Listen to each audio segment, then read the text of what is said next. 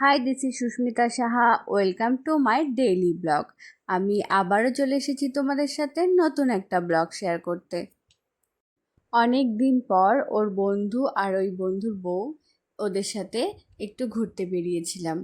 আসলে এই দাদাটা থাকে মুম্বাইতে, তাই সব সময় ওদের সাথে দেখাও হয় না। আর যখন ওরা আসে তখন আমাদের সাথে দেখা করে আর আমরা একসাথে কোথাও না কোথাও ঘুরতে বেরিয়ে পড়ি। তো পুজোর আগেই এসছে, কিন্তু পুজোর মধ্যে আর সেরকম করে দেখা হয়নি। তো পুজোর পরে একদিন প্ল্যান করলাম যে চলো কোথাও ঘুরে আসি। আমরা বেরিয়েছিলাম রাজা ভাতখাওয়া প্রজাপতি পার্কের উদ্দেশ্যে।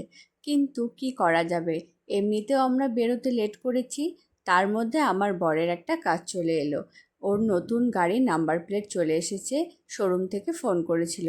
তো ওখানে যেতেই হবে, নাম্বার প্লেটটা আনতেই হবে। তো সেখানেই আমরা চলে গেছিলাম নাম্বার প্লেট আনতে। আর প্রজাপতি পার্কে যাওয়াই হলো না। আর এমনিতেও সন্ধ্যা সন্ধ্যায় হয়ে গেছিলো, ওখানে গিয়ে আর প্রজাপতি দেখা যেত না, জোনাকি দেখে আসতে হতো। তো তারপর ভাবলাম যে এমনি ওখান থেকে ঘুরে কিছু খাওয়া দাওয়া করে চলে যাই। এরপরে কোনো একদিন সকাল সকাল বেরিয়ে পড়বো রাজা ভাত খাওয়ার উদ্দেশ্যে। গাড়ির নাম্বার প্লেটটা লাগিয়ে আমরা চলে গেছিলাম খেতে। আর এই দাদারা যেহেতু নিরামিষ খায়, তাই জন্য বাইরে আমরা কোথাও খেতেই পারি না। তো আলিপুরদুয়ারে রাজকমলের ওপরতলাটা কিন্তু একদম নিরামিষ রেস্টুরেন্ট করেছে। আর এখানে বিরিয়ানি, ধোসা, আরও অনেক কিছুই পাওয়া যায়, মোগলাই। আমরা নিয়েছিলাম ধোসা আর ছোলে মাটোরে। ধোসাটা তো ভীষণই টেস্টি ছিল, ওটা খেয়ে আমাদের পেট ভরে গেছে, এত বড় ধোসা দিয়েছিল। আর ছোলে মাটোরেটাও খুব ভালো ছিল, মোটামুটি আর কি, কিন্তু ধোসাটা কিন্তু ভীষণ টেস্টি ছিল। তো যাদের নিরামিষ আছে তারা কিন্তু রাজকমলে চলে যেতে পারো নিরামিষ রেস্টুরেন্টে ভালো ভালো খাবার খাওয়ার জন্য। রওনা দিয়ে দিয়েছি আমরা বারোবিশার উদ্দেশ্যে। ওই দাদার যে ওয়াইফ, ওর বাড়ি দুর্গাপুরে। ও এরকম ফরেস্ট, চা বাগান এগুলো খুব কমই দেখেছে বা দেখেইনি বলতে পারো। তাই জন্য ওকে এদিকে ঘুরতে নিয়ে আসা।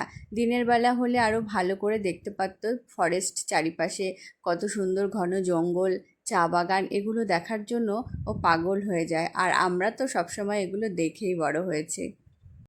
বাইরে ঘুরতে বেরিয়ে সন্ধেবেলা রাস্তার ধারে দোকানের চা খাবো না তাই কখনো হয়?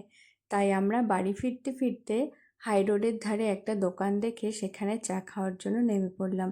প্রচুর ভিড় ছিল ওই দোকানটাতে। আমার বর চা খেতে একদমই ভালোবাসে না, কিন্তু ওই দাদাটা আর আমি চা খেতে ভীষণই ভালোবাসি। তো আমার বড় একটু কোম্পানি দেওয়ার জন্য আমাদের সাথে চা খেয়ে নিল। এইভাবেই আজকের বিকেলটা আমরা খুব ভালোভাবে কাটালাম। অনেক দিন পর দেখা হয়ে মজা, আড্ডা, হাসাহাসি, গল্প, খুব আনন্দ হলো। তোমাদের ভিডিওটা কেমন লাগলো সেটা অবশ্যই কমেন্টে জানিও। দেখা হচ্ছে পরের কোনো সুন্দর ভিডিওতে। টাটা।